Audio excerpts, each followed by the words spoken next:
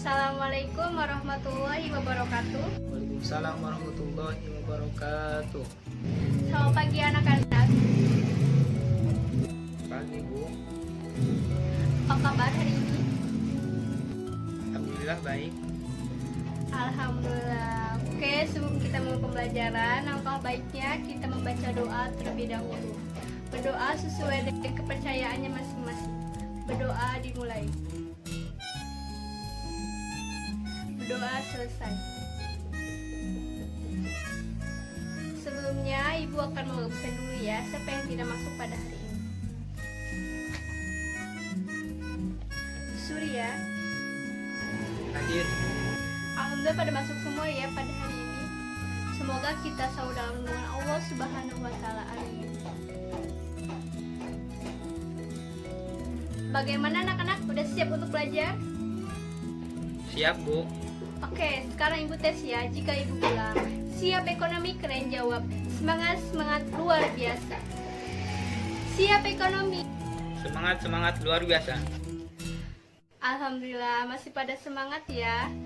Pada kali ini kita dapat bertemu kembali pada pelajaran ekonomi. Siapa yang ingat pembelajaran sebelumnya itu tentang apa? Tentang permintaan dan penawaran. Ya, betul sekali. Siapa yang masih ingat faktor yang mempengaruhi permintaan itu apa? Saya Bu. Iya, silakan Surya. Faktor yang mempengaruhi permintaan itu ada 4. 1. Tingkat pendapatan. 2. Harga barang lain. 3. Selera. 4. Faktor non-ekonomis. Ya, tepat sekali apa yang sudah dijelaskan oleh Surya. Jadi masih ingat ya pembelajaran sebelumnya kita membahas tentang permintaan dan penawaran. Pada pembelajaran kali ini, Ibu akan membahas tentang peran pasar dalam perekonomian. Ada yang tahu pasar itu apa? Saya Bu. Pasar adalah tempat penjual dan pembeli untuk melakukan transaksi. Ya, benar. Pasar merupakan suatu tempat atau proses interaksi antara penjual dan pembeli dari suatu barang atau jasa tertentu. Proses interaksi tersebut dapat menetapkan harga pasar dan jumlah yang diperdagangkan. Oke, selanjutnya kita akan membahas peran pasar dalam perekonomian. Peran pasar dalam perekonomian terbagi menjadi 3 bagian. Yang pertama, tempat informasi harga. Yang kedua, tempat untuk promosi. Dan yang ketiga, tempat pendistribusian barang hasil produksi. Macam-macam pasar. Pasar menurut waktu dan pasar menurut wujud. Nah, di sini kita akan membahas pasar menurut waktu dulu. Pasar menurut waktu terbagi menjadi 4 bagian. Yang pertama adalah pasar harian, yang kedua pasar mingguan, yang ketiga pasar bulanan, dan yang keempat pasar tahunan. Pasar harian adalah pasar yang pertemuan antara penjual dan pembeli dapat dilakukan dalam sehari-hari. Contohnya yaitu pasar Jasinga yang ada di daerah Bogor. Yang kedua adalah pasar mingguan. Nah, pasar mingguan ini kita dapat berjumpa seminggu sekali. Contohnya pasar Senin, pasar Selasa, pasar Kamis. Yang ketiga pasar bulanan. Pasar bulanan bisa kita jumpai dalam 1 bulan sekali. Biasanya pasar hewan yang diadakan 1 bulan sekali. Yang adalah pasar tahunan. Nah, pasar tahunan ini biasanya dilakukan setahun sekali. Contohnya di kita adalah Jakarta Fair dan lain sebagainya. Yang kedua adalah pasar menurut wujud. Pasar menurut wujud dibagi menjadi 2 bagian. Yang pertama ada pasar konkret dan yang kedua ada pasar abstrak. Pasar konkret adalah pasar yang penjual dan pembelinya bertemu secara langsung.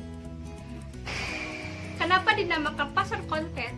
Karena secara nyata di pasar tersebut terdapat barang yang diperjualbelikan. Contohnya, Pasar Baru Jakarta, Pasar Anyar Bogor. Nah, yang kedua adalah pasar abstrak. Pasar abstrak adalah pasar yang penjual dan pembelinya tidak bertemu secara langsung. kenapa disebut dengan pasar abstrak? Karena pasar tersebut tidak terdapat barang yang diperjualbelikan. Nah, contohnya adalah Lazada, Shopee. Sudah suka belanja di Lazada? Suka-suka. Nah, ya, jadi pasar abstrak itu seperti itu ya. Oke, sampai sini ada yang mau dipertanyakan? Ada. Apa ciri-ciri pasar? Nah, bagus sekali. Nah, ciri-ciri pasar itu terbagi menjadi 4. Yang pertama, terdapat calon pembeli dan penjual. Nah, di sini itu harus ada pembeli dan penjual. Tidak mungkin tidak adanya pasar kalau tidak ada pembeli dan penjual. Yang kedua, terdapat jasa ataupun barang yang akan diperjualbelikan. Yang ketiga, terdapat proses permintaan serta penawaran oleh kedua pihak. Jadi, pasar itu harus ada permintaan dan penawaran. Yang keempat, terdapat interaksi di antara pembeli dan penjual, baik itu secara langsung atau tidak langsung. Paham? Oke. Ingin bertanya, Bu, Silakan Surya. buat apa sih pasar? Oke. Nah, jadi renungkan ya apa yang terjadi jika di dunia ini tidak ada pasar. Orang tentu akan sulit untuk mendapatkan barang kebutuhannya. Pada zaman dahulu, orang berusaha mencukupi kebutuhannya dengan barang hasil produksinya sendiri. Namun, sekarang hal itu sangat sulit dilakukan karena kebutuhan manusia semakin berkembang dan beragam. Baiklah, sebelum Ibu mengakhiri pelajaran hari ini, apakah ada anak-anak Ibu yang dapat menyimpulkan pelajaran kita hari ini? Ada, Bu. Ya, silakan Surya. Kesimpulannya adalah menurut waktunya pasar dapat dibedakan menjadi 4. Pasar harian, pasar mingguan, pasar bulanan, dan pasar tahunan. Ya, jadi Surya udah paham ya? Karena waktu sudah habis, Ibu akan mengasih tugas ke Surya. Tolong buka buku halaman 30.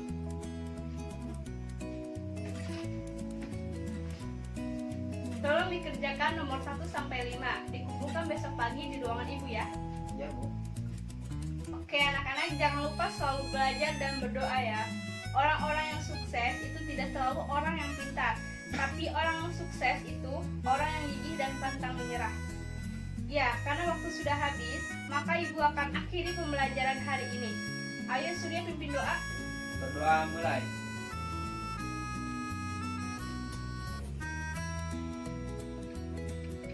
Berdoa selesai.